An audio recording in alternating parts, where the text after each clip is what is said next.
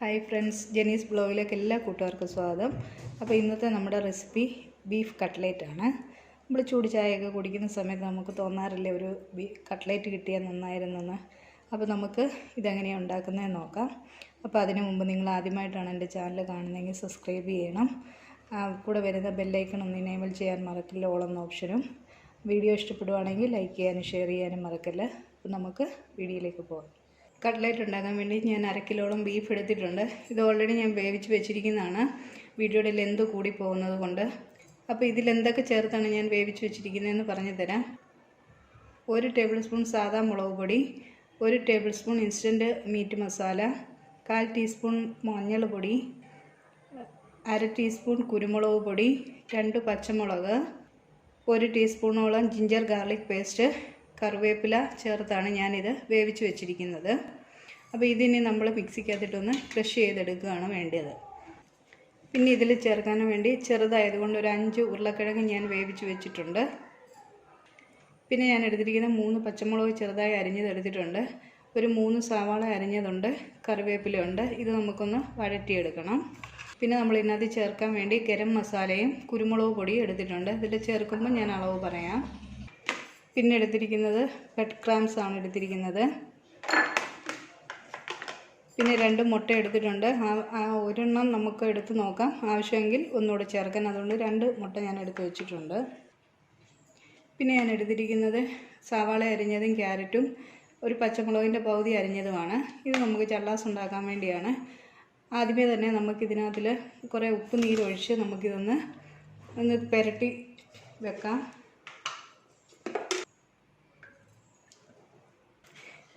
ഇത് നമുക്ക് ഓൾറെഡി ഉപ്പിനകത്തിൽ നമുക്കൊന്ന് നന്നായി പുരട്ടി വെക്കാം.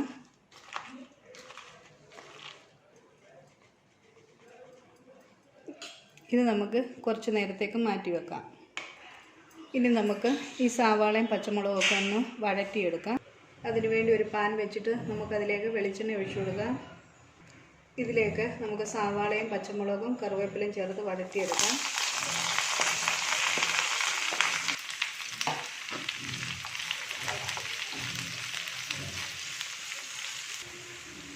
ഇതൊന്ന് വാടി കിട്ടാൻ കുറച്ച് ഉപ്പ് ചേർത്ത് കൊടുക്കാം.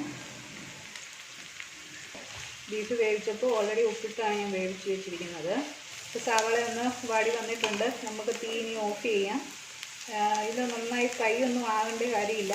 ഇത് ബീഫിനകത്ത് ഇട്ടൊന്ന് ഞെരടി എടുക്കുന്നൊന്ന് നന്നായി ഒന്ന് ഉടഞ്ഞു വരുന്ന പരുവത്തിൽ നമുക്കിത് എടുക്കാവുന്നതാണ്. അപ്പോൾ ഞാൻ ഓൾറെഡി തീ ഓഫ് ചെയ്തു. ഇതിനെ ഒന്ന് തണുക്കാൻ വേണ്ടി വെക്കാം. ഇത് സവാള തണുക്കാൻ വെക്കുന്ന സമയം കൊണ്ട് നമുക്ക് ഈ ബീഫ് നമുക്കൊന്ന് പൊടിച്ചെടുക്കാം.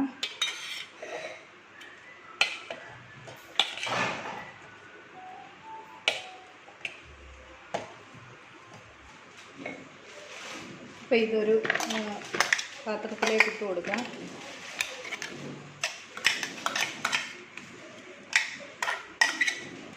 ഇതിലേക്ക് നമ്മൾ പുഴുങ്ങി വെച്ചിരിക്കുന്ന ഉരുളക്കിഴങ്ങ് ഉടച്ച് ചേർത്ത് കൊടുക്കാം. ബീഫിൽ കുരുമുളക് ചേർത്താണ് വേവിച്ചത് കൊണ്ട് 1 ടീസ്പൂൺ കുരുമുളക് പൊടി ഇപ്പോൾ ചേർത്ത് കൊടുക്കുകയാണ്. 1.5 ടീസ്പൂൺ ഗരം മസാല ചേർത്ത് കൊടുക്കാം. ഇപ്പോൾ സവാളയൊക്കെ തടുത്തിട്ടുണ്ട്. ഇത് നമുക്ക് ഇതിലേക്ക് ചേർത്ത് കൊടുക്കാം. ഇനി ഇത് നന്നായി നമുക്കൊന്ന് മിക്സ് ചെയ്തെടുക്കാം.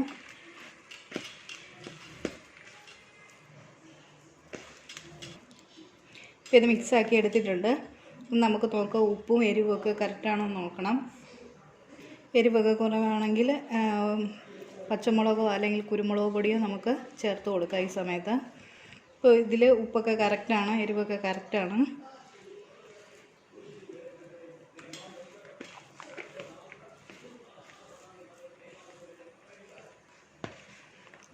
അപ്പോൾ ഇതിൽ നിന്ന് നമുക്കൊരിടത്തേക്ക് മാറ്റി വെക്കാം.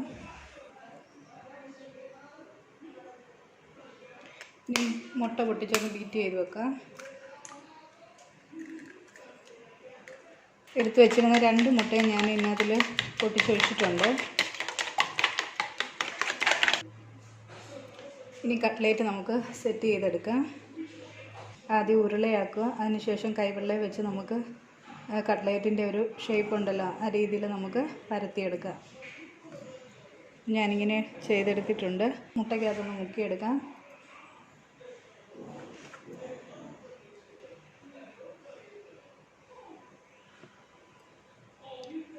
ഇനി നമുക്ക് ബട്ടർ ക്രാംസിലൊന്ന് പൊതിഞ്ഞെടുക്കാം. അപ്പം ഞാനിങ്ങനെ ഒരെണ്ണം ചെയ്തിട്ടുണ്ട്. അപ്പം ബീഫെല്ലാം നമ്മൾ പരത്തി എടുത്തിട്ടുണ്ട്. ഇനി നമുക്കിത് എണ്ണയിലിട്ട് വറുത്തെടുക്കാം. ഞാനൊരു ഇരുമ്പ് ചീനിച്ചട്ടി വെച്ച് കൊടുത്തിട്ടുണ്ട്. ഇതിലേക്ക് നമുക്കിനി വറക്കാൻ ആവശ്യമായ എണ്ണ ഒഴിച്ചു കൊടുക്കാം. ഇപ്പോൾ എണ്ണ നന്നായി ചൂടായിട്ടുണ്ട്. നമുക്ക് തീ ഒന്ന് കുറച്ച് വെച്ചതിന് ശേഷം നമുക്ക് ഓരോന്നായിട്ട് ഇട്ട് കൊടുക്കാം.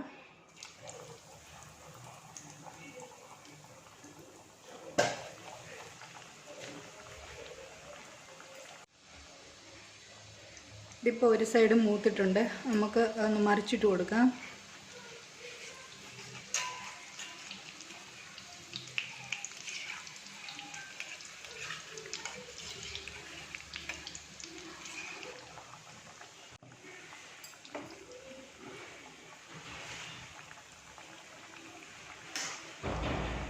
ഇപ്പോൾ നമ്മുടെ കട്ട്ലേറ്റ് മൂത്തിട്ടുണ്ട്. നമുക്കിത് എണ്ണയിൽ നിന്ന് കോരിയെടുക്കാം.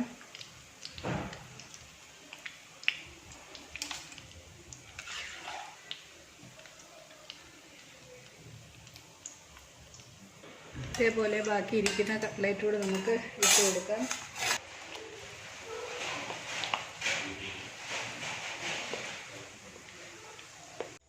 അപ്പം നമ്മൾ കട്ട്ലേറ്റ് എല്ലാം പൊരിച്ചെടുത്തിട്ടുണ്ട്.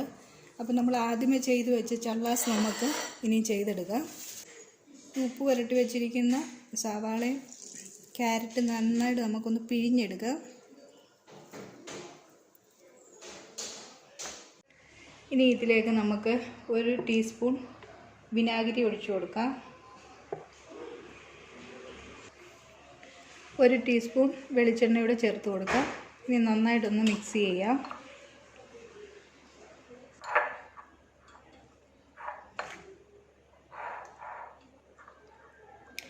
അപ്പോൾ നമ്മുടെ ബീഫ് കട്ട്ലേറ്റ് ഇവിടെ റെഡിയായിട്ടുണ്ട്. അതിന് കഴിക്കാനുള്ള ചള്ളാസ് ഇവിടെ റെഡിയാക്കി എടുത്തിട്ടുണ്ട്.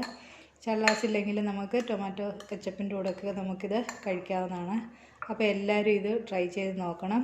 ഇഷ്ടപ്പെടുവാണെങ്കിൽ ലൈക്ക് ചെയ്യാനും ഷെയർ ചെയ്യാനും മറക്കല്ലേ. ചാനൽ ആദ്യമായിട്ടാണ് കാണുന്നവരാണെങ്കിൽ സബ്സ്ക്രൈബ് ചെയ്യണം. അപ്പോൾ നെക്സ്റ്റ് വീഡിയോയിൽ കാണും വരെ ബൈ.